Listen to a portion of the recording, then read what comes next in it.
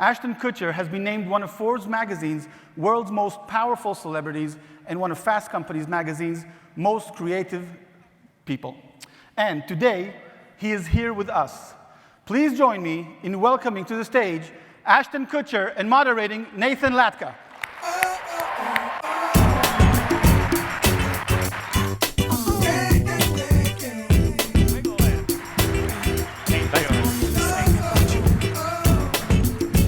Yeah. Good crowd for last day, right? I like the intro. I felt really good about that. And I felt excellent about that song. It was like, I did it like an Ellen thing. It came out dancing. You're just missing, you're missing the backwards baseball cap, right? I'll wear the backwards baseball I think you should rock it. The ranch is killing it, huh? Yeah, we're having fun. Having fun? Anyone watching the ranch? Cool. Look at this. Hey. That's good. I'm going out before you came on, talking to people, and is Claudia here? Claudia, she's not going to stand up, but Claudia's going.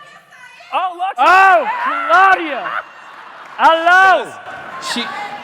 She goes, listen, Nathan, I'm into the ranch, but I can't stop watching Ashton. I go, why?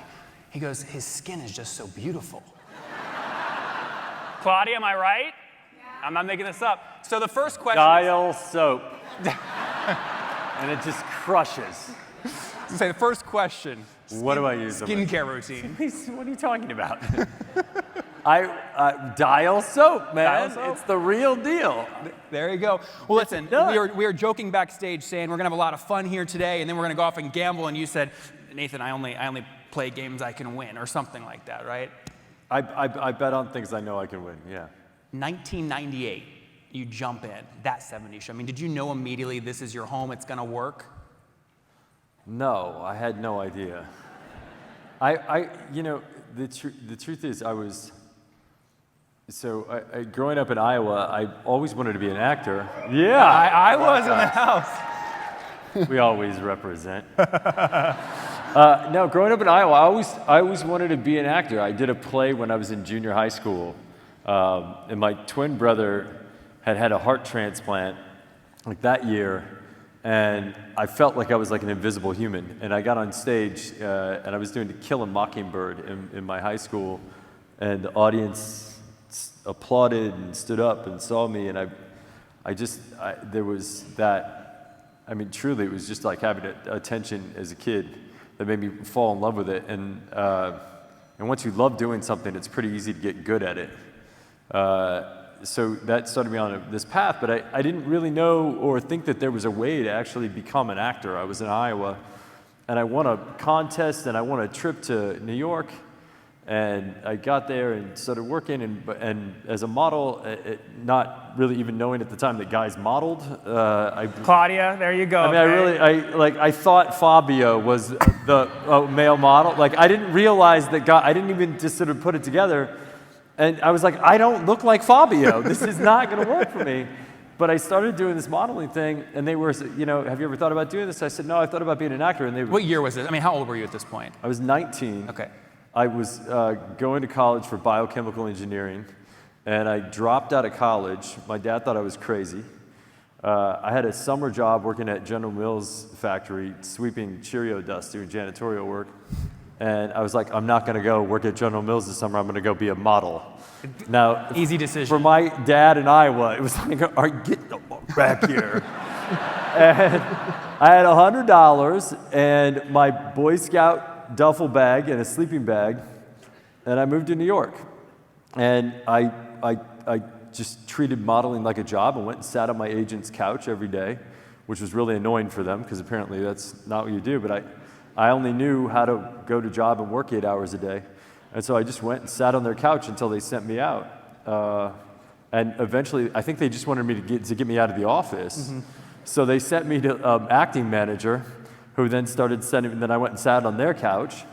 And then they started sending me out on things, and I booked the 70s show and really had no idea how the industry worked or how the business worked. Just wanted to work and loved doing the job. And then gradually I learned that I could do it and was able to do it. And then I just wanted to figure out how to get the job of the guy who was writing my checks. And so I went on that pursuit as a producer. So walk us down that path. I think it was, 2003? Was Punk the first really, you own it, you do the whole thing, the whole vision thing? Was that the first one, or? Yeah, I had this sort of dawning realization when I was doing the 70 Show. One, we had a very big cast, and so, and we all sort of shared the workload, so there wasn't a lot of work to do as an actor. So we spent a lot of time, just kind of hanging out and playing video games or whatever, doing things we probably shouldn't have been doing. And I was like, you want to elaborate on that a little bit? I don't know. I was being 21 in Los Angeles. Yeah. But I was like this, I've always had this sense of work since I was a young kid. I started working when I was 7 years old on construction sites with my dad, and I had a job every summer. And my sense of work was, at the end of the day, you're tired from work. And if you were not tired at the end of the day from work, you didn't work hard enough, which maybe I should unlearn at some point. But we were just kind of sitting around a lot of the time. So I started this production company with a friend of mine, and I loved the Jerky Boys. It was like this. I thought it was so funny when I was a kid. Ashton, I don't know. I don't know the age of the audience. Oh, you're so young, you child. I'm 89. I'm going, damn, child. I'm up in my research. So it was these guys that did these prank phone calls that I just thought were very, very funny. Okay. And I thought, well, what if we could make that into a television show? And so that was the impetus for Punk'd. Okay.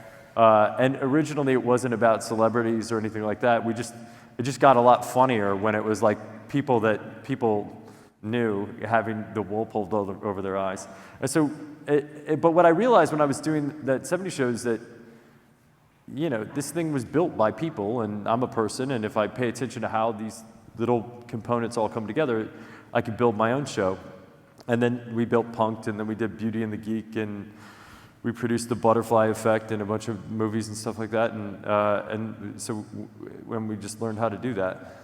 I want to go into more of kind of the tech side of stuff. We were talking backstage about voice, so I want to get into that in a second, but first I'm going to embarrass her. And this is a tricky question, but I have to because I think it's important. Is Romania in the room? She's not going to want to admit that she asked this. Oh, there she is. These are real things. Did you poll people? How does this happen? Ashton, here's the question. She goes, I go, Romania, what do you really want to know from Ashton that you never ask? She's like, Nathan, I just want to know, was he actually high when he filmed Dude, Where's My Car? Or was he just a good actor?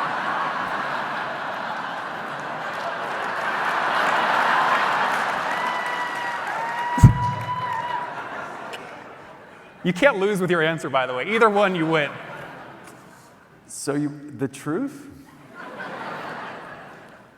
When I was 17 and 18 years old, I smoked my fair share of things, cigarettes and otherwise, and had a really fun moment in life where I had zero responsibility.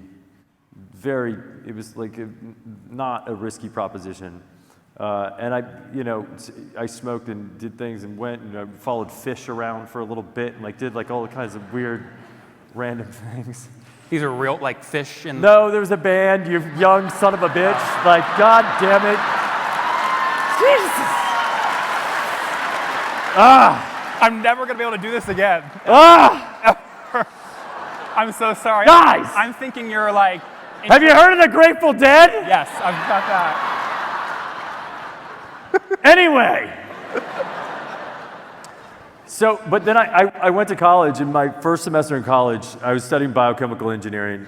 First, I went to jail for a third-degree burglary attempt, which was I got a deferred judgment on a felony. Wow, I'm talking about a lot of things. So. This is the job, right? So then, at that point, I got put on probation and community service, and I had to take a drug test regularly. So I stopped using drugs, and I stopped experimenting with anything or doing anything. So I knew how to be high, but I was not high. Romania, do we accept? Good? That was for you. All right. Let's talk investing. I mean, it's very rare you see someone kind of build a career, a very successful career in one area. A lot of people think, oh, I was successful in one thing, I'll do it again. But I mean, you've just hit the bowling pins down over and over again. So talk about investing. I mean, what was your first kind of foray into, let me write an angel check into a seed round kind of thing? Yeah, so I was running my production company, and about 10 years ago, I saw buffering speeds online just getting faster and faster, and I thought, wow, all of this media is going to move and become digital media. And so I was technically trying to pivot my production company towards producing digital media, digital-first media, and trying to build a brand integration strategy around that. And what I knew is if we were going to build a brand integration strategy in the content, we had to basically prove that we were not only reaching customers, reaching the right customers, and reaching them with the right messages. And so I started looking for companies that were helping drive distribution of content, quantifying creativity, being able to give us customer feedback against various distribution channels. And so I started to find a couple companies that were in that space. And then as I started to meet those folks, I hired somebody on to run my digital division. They were like, you really need to come to the Valley and meet some people. So I went to TechCrunch 50, which was before they started doing Disrupt, and it was 50 companies all presenting. And I met a bunch of people in the space and started finding other companies that were really interesting. And I became friends with Mark Andreessen, who introduced me to the opportunity to invest in Skype. And I became friends with a guy, Ron Conway, who's a legendary angel investor, who introduced me to a bunch of other people and started meeting founders and realizing that there was a unique value set that Hollywood understood that Silicon Valley didn't. And I thought, well, maybe if I start putting capital into these various companies, I can help start to create a bridge between Silicon Valley and Hollywood, and relative to our ability to tell stories really well, which at its core, any company is a story. And if that story is told well, it becomes much more approachable from a consumer perspective. And I knew that we were really gifted at that, and I knew that all the things that Hollywood dreamt up, Silicon Valley was building. And so I thought building that bridge could be valuable and interesting. And so I just started investing in companies. So I invested in Skype, and then I think Optimizely, and then Square, Foursquare, and then Airbnb and Spotify and Uber and Warby Parker and Casper and a bunch of different companies that I just... Small companies. They were just companies that I felt like had this... There was a combination of expertise within the company, efficiency to market, and a thesis that was slightly counterintuitive that would keep the incumbents from ultimately coming into their space until they were mature enough to compete. And they all had this real common effort that they were putting forward, and really brilliant people behind them that I wanted to support because they were building things I wanted to see in the world. Let me go deeper on Casper for a second. Guys, raise your hand. Are you guys familiar with Casper, kind of on deliver? Raise your hand if you're familiar with Casper or you're familiar with Purple, all these things. Casper, in your opinion, is it the best mattress out there, or are they really a distribution channel company? And in today's world, is being the best product or dominating the distribution channel more important? So I think everybody has variable taste in mattresses. So I'm not going to say whether or not they're the best mattress for everyone. I know that their stack continues to grow, and they're launching all kinds of new products that I think will start to variably hit the taste of everyone. But what they realized was there was an entire market that, the idea of going to a mattress store wasn't appealing. Actually getting a mattress up to a second-story walk-up apartment in a city was a nightmare. The delivery system was a nightmare. And so they solved a part of the delivery mechanism in a way that nobody had ever solved before. They actually they had the IP relative to building that product in a way that could solve that delivery mechanism in a way that nobody had ever solved before.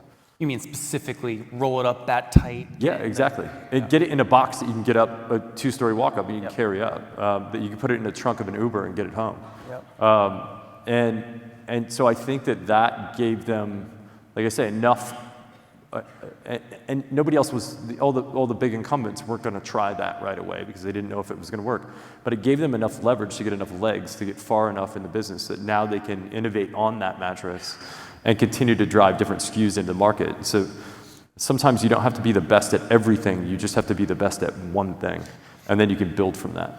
You think there'll be SKUs related to mattress and sleep, or no, they've dominated the distribution channel, they'll look for other big things you usually can't ship and try and use their distribution channel knowledge to make those things deliverable to the home?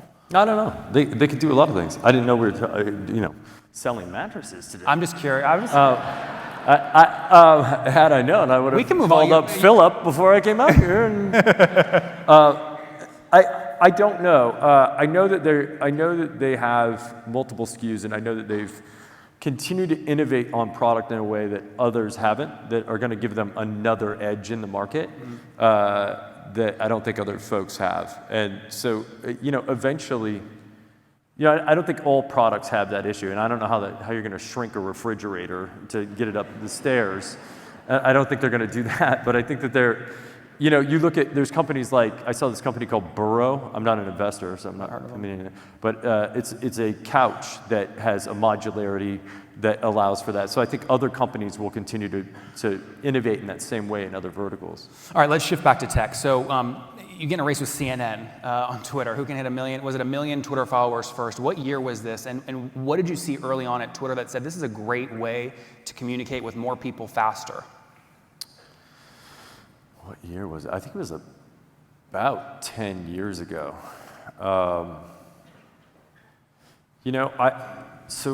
I started investing in a couple tech companies, and I had a friend that I'd met, and I ended up in an office when Mark Pincus was pitching Zynga for the first time. And I just happened to be in the office at the same time. The guy was like, you should really meet this guy, he's really smart.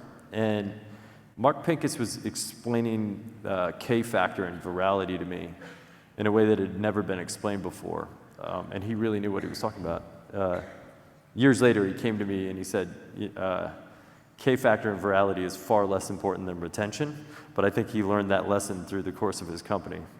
But I immediately recognized this viral coefficient in Twitter. Like, for every message that you put out, you had more messages coming back, more followers coming back, and it was this sort of driving upon itself system. And the thing that I thought was really fascinating, so I looked at the top people on Twitter at the time. So there used to be like a leaderboard that they had up, and it was like Britney Spears, Shaquille O'Neal, CNN, and then me. And I was like, this is fucking crazy. And I was like, I could take on Britney Spears, but that wouldn't be much of a social statement. But I actually thought that there was a fundamental social statement in the fact that here's a platform that is democratizing media in a way that individual voices can have as much power as an entire media company. Mm-hmm. And I thought, in a society moving towards transparency, I thought that could be a very valuable system. And the best way to make that statement is to race this major media organization and show that an individual can actually grow their following faster than a major media organization. The funny thing is, at the time, it was CNN BRK, and I don't think they owned it. I don't think CNN owned it. I think there was like a panic inside of CNN, like, well, we're racing him, but we don't even own the thing. We have to figure out how to get this. But it was a very different platform then, in so much as they hadn't optimized the retweet button. Mm-hmm. If you wanted to share something somebody else had shared, you had to manually hard code it with RT to syndicate things broadly. And so the virality of information and or disinformation was not nearly as potent as it is today. But at the time, I thought it was a super valuable platform for democratizing information. Let's go deeper into kind of disinformation today, briefly. So briefly, high, well, like super high level, super high level. Yeah. I mean, do you, you know, I mean, you don't have a magic bullet, but I mean, you were there early. You're one of the first. You're close to the valley. You know, a lot of these VCs pour billions into things like, you know, ARPU per customer per month, virality, K factor, and a lot of those things are driven by like how clicky is the headline, and unfortunately, like negative things don't work. I mean, work way better than positive things. Now, you kind of got into A+, and maybe you're disagreeing with me there. So maybe why do you disagree there? And did you learn anything building A+, built on like positive messaging, positive articles? Listen, I think, well, I have two perspectives on this, and I haven't fully rationed, and I think they both have merit. One is, you know, doing anything good in the world is harder than doing shitty things. It just is. Like, and so I look at the internet as a whole and I go, okay, well, this is a reflection of society. So it's not the other way around, although I think there is a turning point where society becomes a reflection of the internet, and I think that's a scary turning point. But I do think that you know, the minute that a company decides that they're going to inflect the feed based on an algorithm to keep people on platform for longer, reduce bounce rate, and increase click-through, now they have a responsibility as an organization relative to their curation. As long as it's a timeline feed and it's just the real-time mechanisms, I don't think that, because I think at that point they're just a facilitator. But the minute they start inflecting the feed and running recommendations on what to show you, I think they hold responsibility. And oftentimes, you know, this conversation falls on Twitter and Facebook very heavily, and people leave out Google and everything that we search. You know, this was flagged years ago with Google, and so much as when I search for something, I'm seeing something entirely different as what you see when you're searching for something. So I think these companies, you know, at a certain point, they do hold the minute that they start curating, they start holding a responsibility, and they can't sort of advocate responsibility based on what some algorithm's doing. They need to affect the algorithm in order to change those subsystems. I want to dive deeper into voice data, since there's call centers and the product is based on that, and you've made some predictions on that have come true. I also want to talk about, obviously, Thorn and the important work you're doing there. So, and then The Ranch on Netflix, which is killing it. So let's quickly dive into Ashton. There's 1746. I mean, we'll be good. We're good. I think we'll be good. I'll talk really fast. All right. Voice data, 2016, you're talking to Kara Swisher on Recode, you're saying, listen, these voice platforms are coming out, you Google Home, you have Alexa, you've got Amazon now, you said, hey, Facebook will probably have something like this. We now have other devices to consume voice content faster, like AirPods. Where do you see just voice data going in general? And if you can make the leap from these consumer plays to kind of the B2B voice world the best you can, where do you see that going? Yeah, I mean, I don't think it's slowing down. I think the mistake a lot of people often make is they look at technology and they go, that they use what's the new technology as their signal for what's next, right? And the truth about technology is that it actually innovates relatively slow, or at least at a pace that you can somewhat track, right?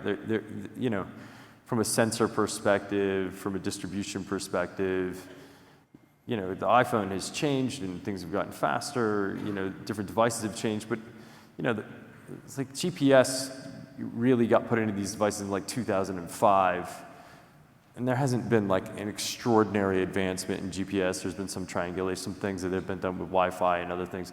But people tend to look at technology as the trend of where things are going to go and try to figure out what's going to happen next based on the newest technology that's out. I think that the better thing to look at is usually human behavior as the baseline. And if you look at voice and the consumption of voice, and you just look at the baseline human behavior around it, I spend a lot of time just sitting back watching people. And if you go to Los Angeles right now and you're on a street corner, somebody's got their ear pods in. Most people. Everywhere. If you walk through my office, all my analysts are sitting there with their ear pods in all day long. And there's just no way that that's not the next platform, right? Like, I can now presumably do two things at once, which is what people are always trying to do. Why, I don't know, because I don't think it's that effective, but that feeling is what we always want, right? Oh, I'm capable of doing 17 things at the same time. Feels a little better. And it's this hands-free capacity to exchange. So I wouldn't be the least bit surprised to see a voice-powered Slack in the marketplace in the next, year or two. In fact, if somebody's building a voice-powered Slack, I'd love to know about it. I think if you look at sort of enterprise software across the board, especially enterprise utility communication softwares, I think there will be voice layers on top of all of these things, undoubtedly. And I think it'll go further than that. I think there'll be like variable voice games that I've seen where you give one person one of your AirPods and you keep the other one, and there's a game there because it's a split audio stream. One person's hearing one thing and the other person's hearing another thing, and there's sort of entertainment and interplay between the people. It's like messed up telephone. Yeah. It's actually, the game that I saw, it was fascinating. One person closes their eyes and they have an ear pod in and they're listening to an experience that's happening. And the other person is their interactive translator of sorts. And so they're affecting them in variable ways relative to the story and being told what to do in order to instruct that person. So I think there's a lot of innovation that's going to come. And then just baseline communication systems that are going to move from this back to the ear. It's funny, we went from like writing letters to people, writing emails to people, and then we're like, oh, look at phones, and then walkie-talkies, and then it went back to text, and now we're going to go back to the ear. So I think it's an interesting just transmutation of communication. You can listen to fish more. Did I do that right? Is that right? We can play a game. I got an AirPod. Knock down then, once again, we're bouncing around the room. Knock down then, once again. You've never heard this. A crystal haze. That was good. Are you a round of applause? Softly sweet songs bouncing round. No? Dude, God! Nothing. Child! Nothing. Let me educate you. I got nothing. Let me take you into the past. I'm honestly thinking, he's smoking cigarettes and he's along a river and he sees fish and he's following. I'm so sorry. Okay, we're gonna 180 shift here. You're doing very important work with Thorn, and there's actually very interesting data play to this, but you're not necessarily, I don't know that you've ever actually kind of written code. So help me understand, how did you get the founding team behind this, and you did a great thing. I have written code. It was on Fortran, which I'm sure you've never heard of. Was this on like a Palm Pilot?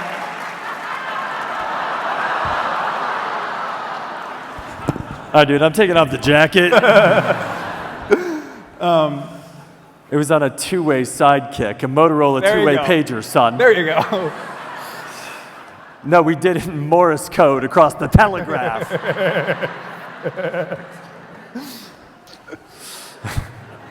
Thorn.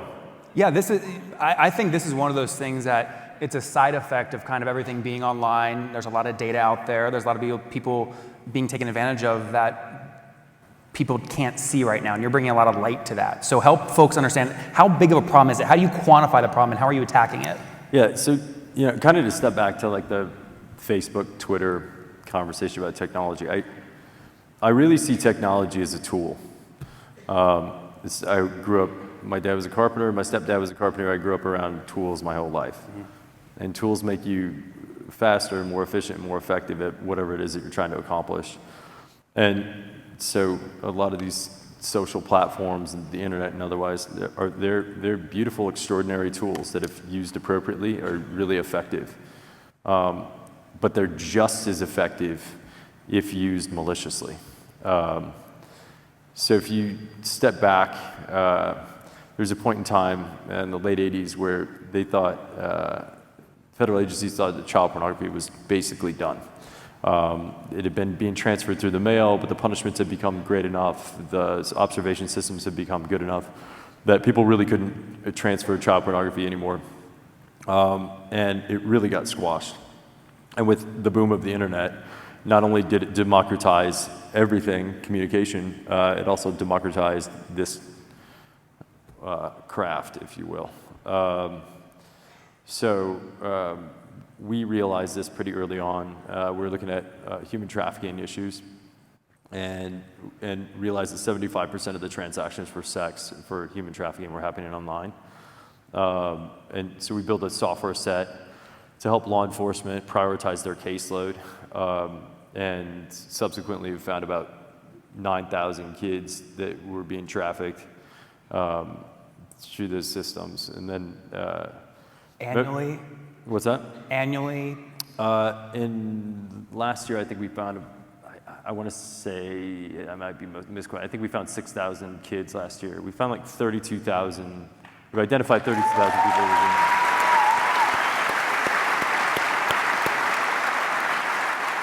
who Is worldwide or? US and international. So our software is being used by over 2,000 law enforcement in 37 countries. And most recently, we were looking at this issue of child pornography and realized that from last year to this year, the number of images that are sent to the National Center for Missing and Exploited Children doubled. So it went from, I think, 25 million images last year to 45 million images this year. So there's about 1.5 images per second that are being reported to the National Center for Missing and Exploited Children. And this is pure play child abuse material. About 60% of that is prepubescent. Every time I say that, it just...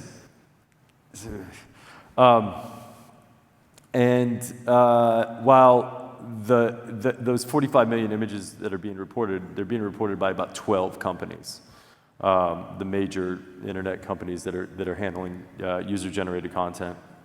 And so it's our goal to eliminate that. So we're going to go help the folks at the National Center out with building some technology to sort of handle that influx of information.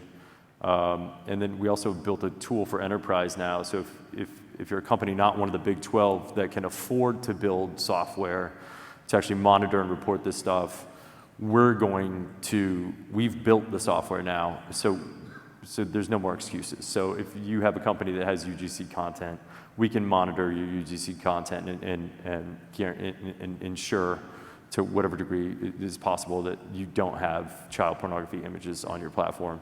And we can report it and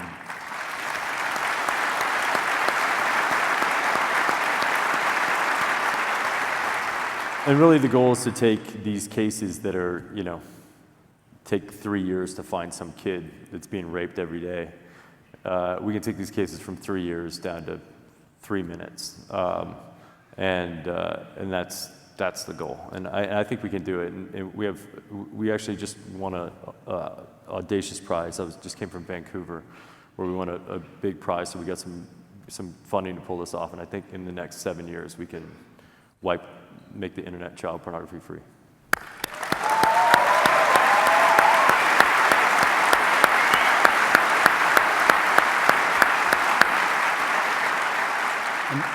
Truly no excuses. It's a nonprofit. I mean, this isn't right. I mean, Yeah. It's something you're building a massive. No, it's one of these issues that private companies aren't really financially motivated to work on, and public officials can't get elected on this issue. Yep. So it sort of fits perfectly in the wheelhouse. But what's interesting is we've gotten buy-in from tons of private companies that have come in and helped us and given us capital and given us engineering resources and. It's been unbelievable, and technical resources that we otherwise wouldn't have had. And we've gotten buy-in from the public sector that's given us data that, the public sector has extraordinary data sets that you can work off of. And if you know what you're doing, you can really leverage exponential returns off of that. And so that combination has really helped. And so any of the companies that you all are working with, if in any way, shape, or form you want to be supportive, go to thorn.org and check it out. And if you are in any way operating with any UGC material and don't have a system in place for taking care of that, please reach out. Our product's called Safer, and we can help you with that problem. Thorn.org. That's it. Thorn.org. Good stuff.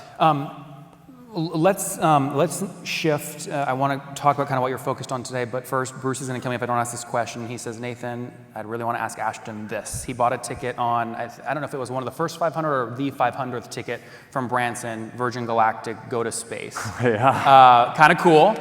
I bought a ticket.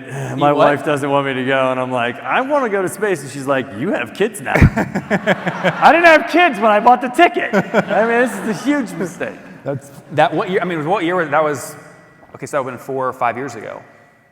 6 years ago. Yeah, it was like 6 years Yeah. ago. I didn't have children, and I was like, Why not? I think going to space would be really fun. Bruce is an investor in SpaceX. How do you see kind of Bezos, Blue Origin, Elon, SpaceX, Branson, Virgin? I mean, are they all going after the same thing? Do you see different niche cases? No, they're all going after very different things. Well, I shouldn't say that. I think what Richard's going after is somewhat different than what Elon and Jeff are going after. It's weird to say their names like first names as if I'm like, Elon and Jeff. What Mr. Bezos and Mr. Musk are doing. I think that they're different ambitions. I think what Richard's building is something for people to be able to experience space in their lifetime. Mm-hmm. I think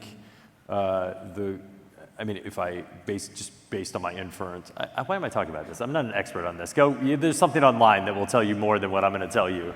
But from the conversations I've had, I think they want to populate other planets because they're looking at a trend on Earth of energy resources and realizing that at the rate at which we're consuming energy, it doesn't sustain over time.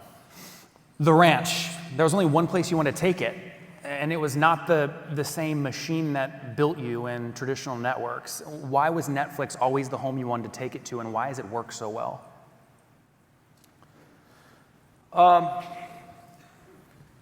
It was I think Netflix was a calculated risk. Going back to your, when you asked me if I was going to go gamble, and I said I like to gamble on things where I like to gamble on things where I can affect the outcome. Yeah. Because I'm a big risk taker, and I'm not afraid of failure.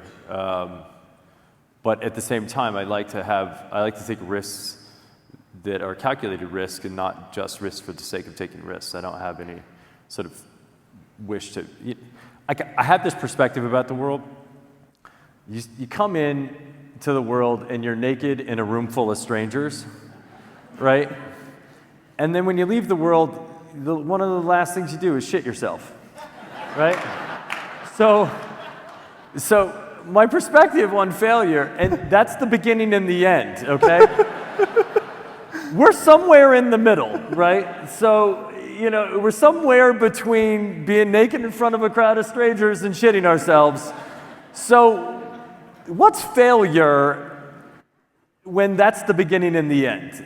Like, failure is really just a comeuppance with your ego of who and how and what you tell yourself you should be, and who and how and what other people tell you should be. And if you set a standard for yourself with an ambition towards eliminating ego, failure becomes really this sort of open market. Mm-hmm. And so going back to television for me was an ego thing in the first place. When I went back and did 2.5 Men, I was like, I'm doing movies and I'm a movie star, and I was like, why can't I do TV? Nobody's doing TV. I want to do, it's a really good job. It pays really well. It seems like really good people. Come on, Ashton, you're not thinking about pay at this point. Of course I was thinking about pay at this point. Okay. At that point, I just gotten through a divorce. I was thinking about pay. That's a joke. That doesn't go out of this room. Oh, I think you're too late on that one, but it's a joke. No, anyway, so going back to television, for me, I was like, wait a second, ego is the only thing that would keep me from doing this job. The good thing I didn't cut out. You cut out at the wrong time. I would have liked you to cut out. Just like that. So then after I finished up 2.5 Men, I really loved the people I was working with. But the one thing that I didn't really have on 2.5 Men was I didn't have the creative control to make the show that I wanted to make the way I wanted to make it.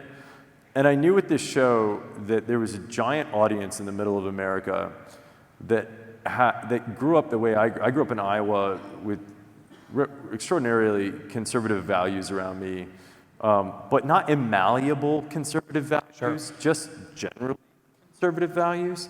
And I grew up watching Roseanne and thought it was this incredible show that really represented what my family seemed like.